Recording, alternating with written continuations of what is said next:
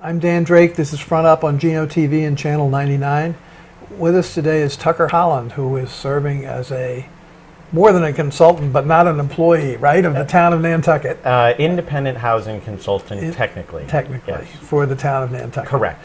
What is your background, Tucker, that brings you to this? My background is really entrepreneurial. I have my MBA. I was up in Vermont. I was a partner in a Did you grow up here, though? I grew up coming to Nantucket every summer since I was 3, and my family moved here full-time when I was starting high school. So Libby Gibson and I were actually in 9th grade together here at Nantucket High. I ended up going away to school, but I returned with my own family full-time in the fall of 2012. So my wife Michelle and our 3 young children. Good. So my background, as I was saying, is really, entrepreneur, private sector business. I was a partner in a ski and snowboard company up in Vermont, sort of a medium-sized company.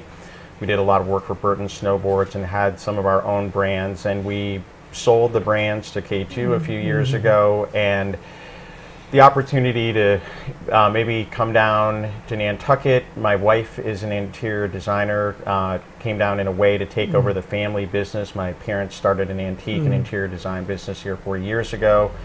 And so when I came down here, I had the good fortune to be invited to join several boards and really get some perspective on the issues that are confronting the island and the activities that take place here. So really through my work on the Community Foundation board and in part the Athenaeum board, the housing issue just rose right to the top. And I don't have a formal planning background, although I did serve. Maybe that helps. Maybe it helps in some ways. It just maybe a little bit of greenness. You get to ask a lot of questions, and people don't get too critical. But I did serve on the Planning Commission up in Shelburne, Vermont, where we were before coming down here for about 10 years. I was the chair of the planning board for a while up there, so I have a good amount of familiarity with.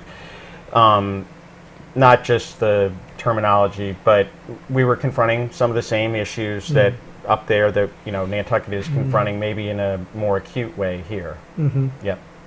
So you've sort of learned by the bootstraps. Learned by the bootstraps. I mean, it's been very terrific working with Libby and Andrew Vorse in particular on the town side, and then others in the community who all have a concern about housing. Some of the nonprofit entities, Ann Kuspa at Housing Nantucket, Renee Seeley at the Housing Authority, but also the conservation folks, Eric Savetsky, Cormac Collier, Jim Lentowski. Their business is a little different than what I'm focused on, but their business has made yours more difficult. Well, in a way. One of the first things I did was get together with those 3 groups, as the 3 largest landholders on the island. Specifically the Conservation Foundation, the Land Bank, and the Land Council. The Land Council. It's not a landowner, but they help facilitate conservation, exactly. And I wanted to make sure that. Well, first of all, I wanted to understand what their priorities were going forward, and I wanted them to know what I was working on. I didn't want anyone to surprise anyone else at a town meeting or some forum like that. And I'm going to say the Land Bank has been very supportive. They all have been, but the Land Bank in particular has been very supportive of the housing bill that we've been working on to get some much needed funding to appropriately develop workforce housing. So at the last town meeting, the town pretty overwhelmingly supported what was Article 82. It's now House Bill 4317, and we had organized a group back in June to go testify before the Joint Committee on Municipalities and Regional Government, and about 9 days later we were very pleased to get a favorable recommendation coming out of that committee. There's a lot of off-island opposition. That works for both the House and the Senate, right? It does. Yes, it's a joint committee, and so it really was quite a statement actually that they favorably recommended this bill, because the Massachusetts Association of Realtors off island, we have a lot of local realtor support for this measure, but off island, they just are kind of opposing it. They have a long-standing principle of opposing any sort of knee-jerk reaction. Yeah, knee-jerk reaction, and in any event, they did testify, obviously in opposition. We had a great group of folks, kind of representing a whole diversity of the island, and again, we were pleased to get a favorable recommendation. So actually, walking on the way to this interview, I bumped into Tim Madden, and it sounds like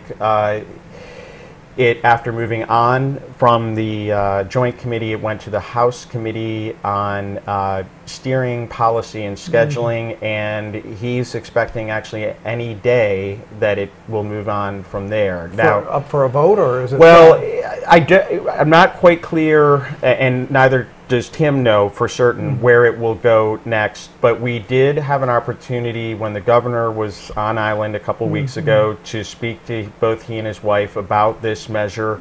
You may have read that one of the things he's doing to try to help with the housing issue, particularly in eastern Massachusetts, is make state land available. And as you know, really the only state land here is the state forest, and I don't think anyone is looking to use the state forest for housing.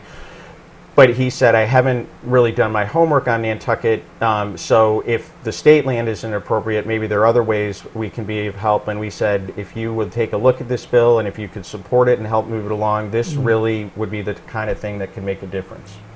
So what is your mandate? Mandate for this, my position was made possible by a grant from Remain to the town, and the mandate principally is in several different areas. One, to advance a RFP for 6 Fairgrounds Road, and maybe we'll talk about that in a second.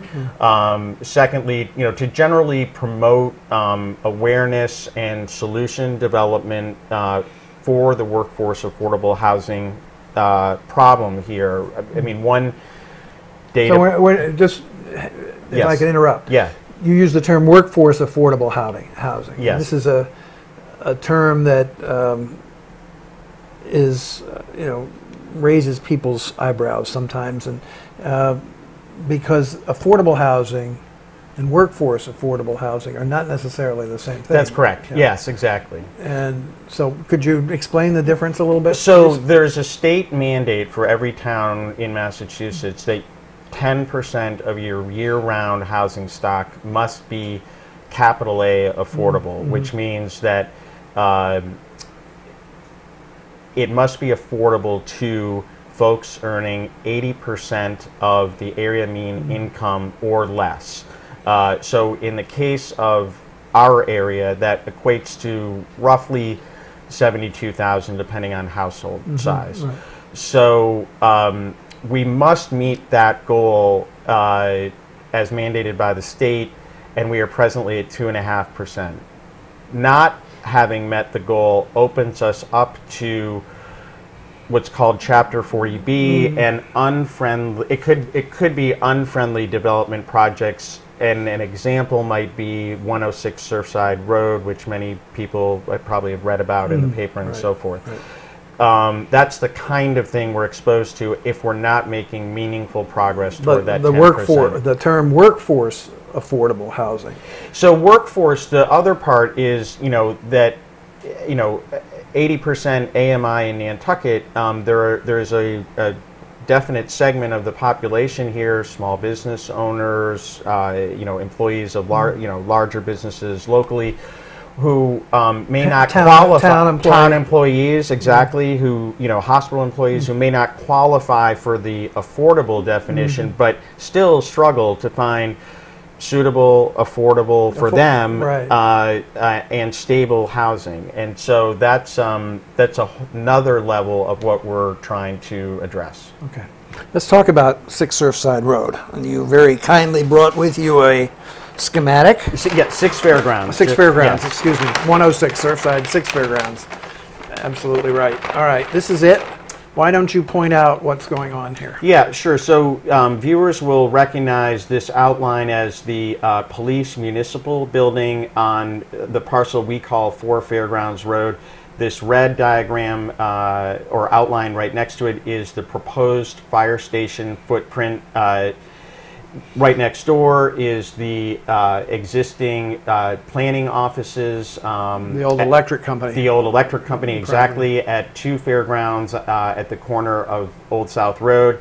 So Point out Fairgrounds Road, will you? Fairgrounds Road runs right along here, and Old South Road is here, and we have Tacoma Way over here. And so the housing, the town on several different occasions has authorized and reauthorized the use of a portion of this town land for affordable town employee and workforce housing. So the part that... Excuse me, just a second, Tucker. Yeah. The parcel does not include the lots to the very bottom of the diagram. Yeah, so at the very bottom of the diagram, we would have and Amelia it also doesn't Way. include the ones on the left, lower right to the viewer. Over here, right? Correct?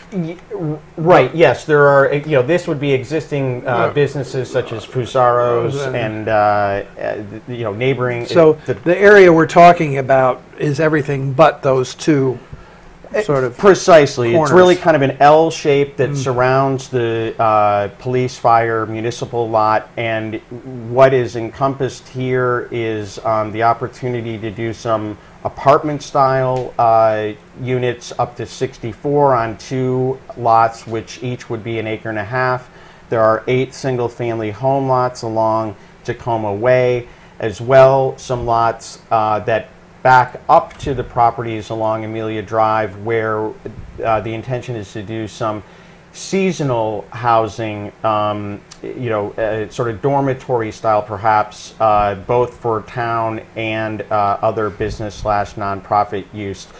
People may note right at the corner right here is the existing Habitat for Humanity house.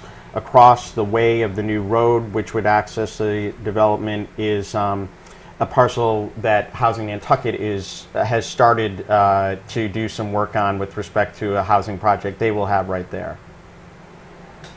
Okay, and what are the green?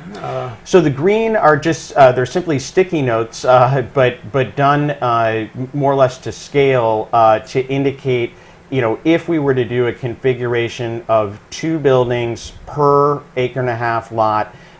With 16 units contained, a mix of sizes, but 16 units contained within each building.